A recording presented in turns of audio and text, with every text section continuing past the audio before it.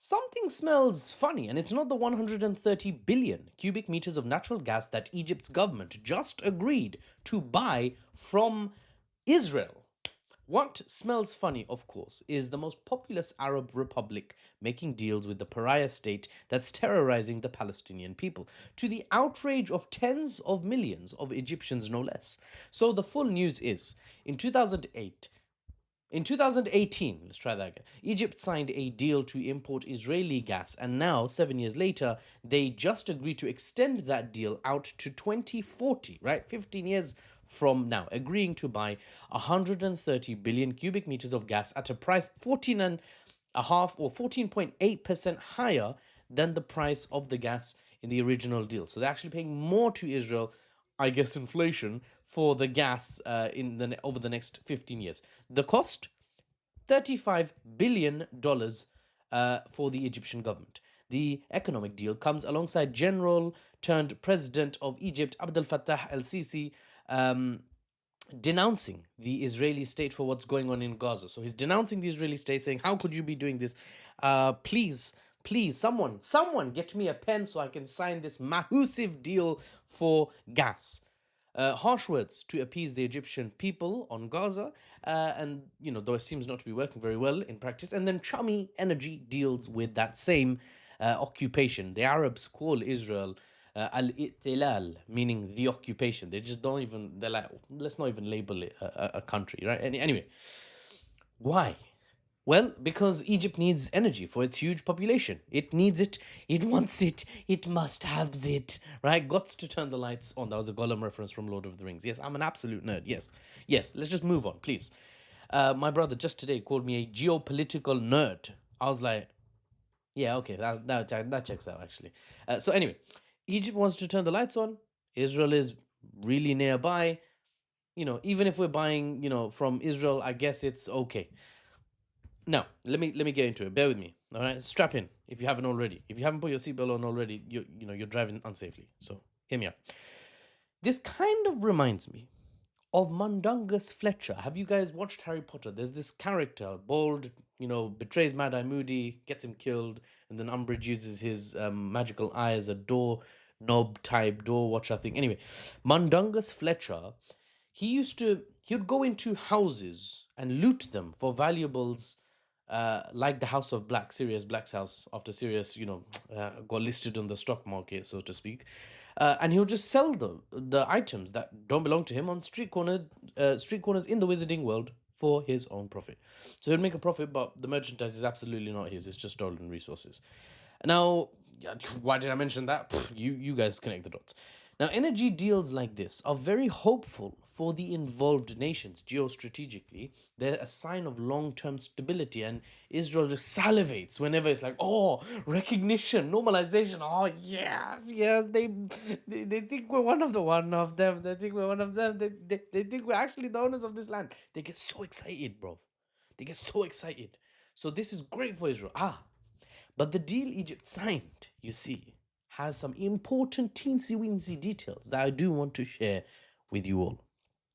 It's not prepayment. It's not bulk payment for the gas. It's pay as you flipping go. We get the Palestinian, the Israeli gas. We get it and then we pay for it, right? What this indicates is that the Egyptian government knows its 110 million strong population would much rather trade with others, even if it's trade for the valuable gas that's needed to keep their lights on. Perhaps, for example, civilized nations such as Qatar, Russia, Turkey would be better sources of gas, say the Egyptian people. And recent reports suggest Egypt is in talks to secure future gas deals with these other civilized countries. A reasonable contingency plan, given that at any given moment, your deals with Al-Ittilal may fall through. After all, a government that doesn't exist can't supply you with any gas whatsoever. But we were promised this gas for 15 years, the Egyptian government might say, right? We were promised this gas. There was a deal. Well, yes, there was apparently land that was promised for the last 3,000 years. But promises are not always kept. It is where it is. Now, to conclude, Egypt made a deal based on practicality and need, but the Egyptian people are an extreme, they're under extreme pressure, right? This is the part of the news that's more nuanced, more contextual. The Egyptian people are under extreme pressure and are pressuring in return the Egyptian government. The government is having to fight the will of its own people in terms of local foreign policy, meaning foreign policy of the Middle East, the Egyptian neighborhood, right? Every move to build closer ties with Israel might be economically viable, might be economically prudent, all right? Erasing all kinds of sort of ethnic, cultural, historical factors, modifiers to the potential relationships between Egypt and its neighbors, everything removed, these deals, such as this $35 billion one for gas, might be a great move. But geopolitics doesn't operate in isolation. A state has to consider its own government stability, it has to consider its people, it has to consider outside forces, it has to consider the domestic as well as the foreign, right? It has to consider what resources do we have, what risks do we have, our geography, what does it allow for an enemy to do? Are we vulnerable from the east? Are we vulnerable from the west? Do we have mountains we can hide under?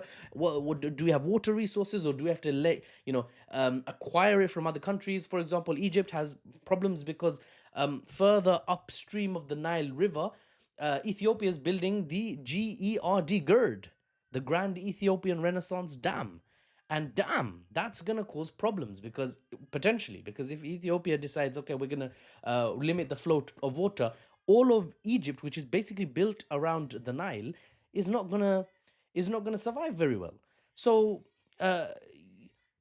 Egypt has to consider all of these factors, and its administration has to consider the human element, the 110 million Egyptians, and how they're going to feel about Egypt taking energy in the long term from al-Ittilal, as many would call it. So they are not, they're running a pay-as-you-go model, which is very indicative of even the Egyptian government's understanding that, oh, we can't really make long-term deals and pay for things 10 years in advance, because 10 years from now we really don't know what could happen, right? Round two with Iran pops up, and then Iran drops some Khorram Shahar 5s up in this area of the Middle East. Now what?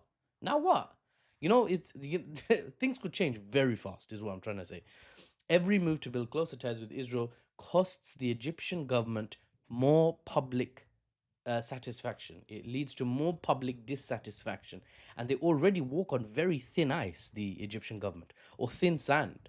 I mean, or thin glass. Let's say thin glass, because Minecraft taught me that sand is what's used to actually make glass. It's very counterintuitive. You can't look through sand, but glass, obviously. Anyway, point is, time will tell how long the Egyptian government can keep a lid on the Egyptian people, for better or worse. I'm not calling for, revolution or rebellion, but I'm also not saying blindly support the Egyptian state. I give you the information, and you know what? It's the Egyptians at the end of the day that have to decide where they sit, what they're going to do, what they're not going to do. There's so much to talk about for Egypt, so much, right? It's so much to talk about Ethiopia. There's so much I have to do for Africa. Oh my God. Oh my goodness. Goodness me. Anyway, time will tell if Egypt can keep a lid on their population, or if they will bend to the citizens' will in some places to reach a new normal where the government's actually accepted. Or will there be a revolution and a return to democracy? Time will tell. For now, opposition to the state in Egypt is tightly bound. So even if you're unhappy with what the state is doing, you best shut up if you don't want an unmarked van rolling up to you the next day and then hasta la bye-bye. You might be seeing Tutankhamun very soon, not in the afterlife. I'm not getting religious here, but I'm saying, as in, like, you might be a mummy. And anyway, dissent, what I'm trying to say is, dissent is not tolerated in Egypt under the current administration, for better or worse. I'm just giving you the information, okay? Just giving you the information. The people in Egypt are watched very carefully. The administrative capital of Egypt has been moved for anti-revolution security. And the Palestinian, Israeli, gas keeps flowing. It's like that Ross thing where he kept saying Rachel instead of Emily. What is that?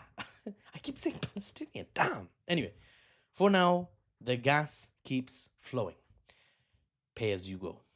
And for the unbiased news and analysis without the Western spin, I'm Mahfouz, and I'll see you on the next one. Subscribe to my YouTube channel.